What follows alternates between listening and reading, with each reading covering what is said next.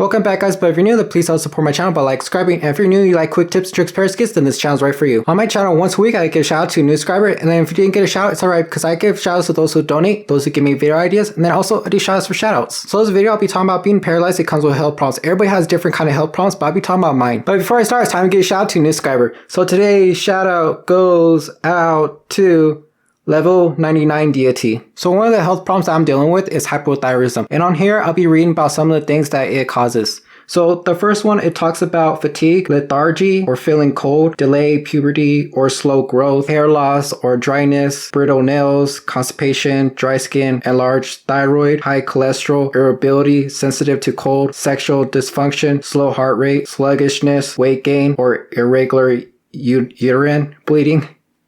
So out of this list, I'll be telling you guys some of the things I'm actually dealing with. So it says like fatigue. I'm actually dealing with fatigue because I've been really tired. I didn't really want to make much videos, so I don't know if you guys noticed that or not. The next one is feeling cold. I've been feeling cold a lot lately, so I'd be wearing a lot of sweaters and I'll be like snuggled in my blanket. But right now it's kind of warm in my room, so I don't need a shirt. The next one talks about constipation. I don't really know since I can't really feel my stomach. The next one's irritability. I've been feeling irritated, of course, but I've been like that even before. And then on here it talks about sluggishness. Like I mentioned before, I've been really tired all the time. I just want to sleep all the time, and I kind of feel bad because I need to help out with my dad. What else?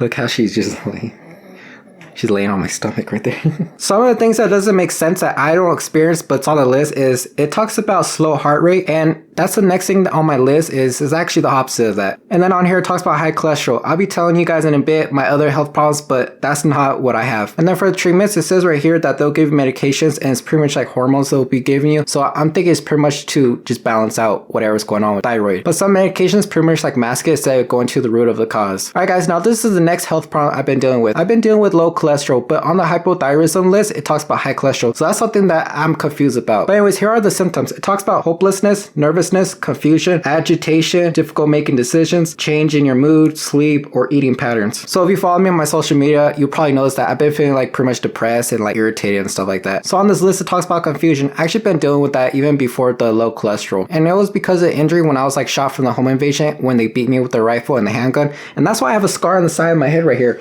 And then also I have 3 other big scars all over my head. And when I woke up, I thought it was stitches, but it was just dried up blood. And it took me a couple years to learn to talk again. And I talked pretty much slow back then. And my parents described me as like a stroke patient, and my memory is like on and off. Like I'll forget things all the time. I even do even now. And then my personality used to change. Like I'll be talking normal and then I'll be talking like a kid. So yeah. And because of my injury, like I'll be talking and then I'll forget what I'm talking about.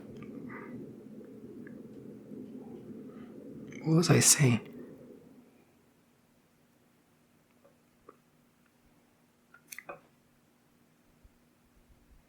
Can't remember what I was going to say. Oh, okay. And that's coming from my family, so I didn't notice these things. My family ended up telling me like, you sound like a stroke patient, or like you sound like a kid and then you'll talk normal. Like I didn't notice it, but they did. Then it talks about changing the mood. I don't know if it's talking about irritability, but I was like that even before. Change in sleep, eating patterns. So I really don't even eat even as is, so I don't really see a difference. And then change in the sleep. I pretty much can't even sleep even before that. So, you know, because my PTSD and anxiety, so I always have trouble sleeping. The only time I can sleep if I'm taking my medication. Now here are the treatments for the low cholesterol. It'll say eliminate trans fat, eat food rich in omega-3 fatty acids, increase soluble fiber, add whey protein. I have whey protein, but I have been drinking that, so I'll probably just do that. Now for the last health problems I've been dealing with is high blood pressure. I've been dealing with high blood pressure for a while now, so it's nothing like recent. It's just gotten worse. I had my home nurse for about 6 months, pretty much since I've gotten out of the hospital for my surgery. And back then it was probably like 140, like 150, and now it's around like 170. And my home nurse, she comes 3 times a week and it's always high. Like I'll be sleeping and it'll still be high. I'll be just sitting in my chair editing or watching TV or eating. It'll be high. I'll be out and about and it'll still be high. So it's not like I'm laying down, I get up, and then it's like, you know, I'll be dizzy and stuff. It's not the case. It's always like that. If I'm out about, laying down, calm, playing with my dog, it's still high. Like today, it was like 165, I believe. And last Friday, it was like 170. And my home nurse keeps telling me I need to be on high blood pressure pills and I need to tell my doctor. But I did tell her that and she pretty much just shrugged it off. I don't know if it's because I'm young that they think I'm healthy. Just like when I went to see the back specialist, specialist here in California. He pretty much walked in, walked out, and said I'm fine. And he's no different than the back specialist in New Mexico because he did the same thing. But I seen many back specialists for my back. I seen at least like probably 4 or 5, and one of them required MRI, and he was pretty knowledgeable. And I was telling my mom that he was just in for his paycheck, just like the guy in New Mexico. And I was telling my dad about that too. Just because you're a doctor doesn't mean you're good, because there are a lot of lousy doctors, just like there's a lot of lousy chiropractors or massage therapists. They're not all the same. Right here it says for normal blood pressure is 120/80. Stage 1 high blood pressure is 130/80. Stage 2 high blood pressure is 140/90. Then right here it says 180/110. Then you will need to seek medical help. So I'm pretty much almost there. 170.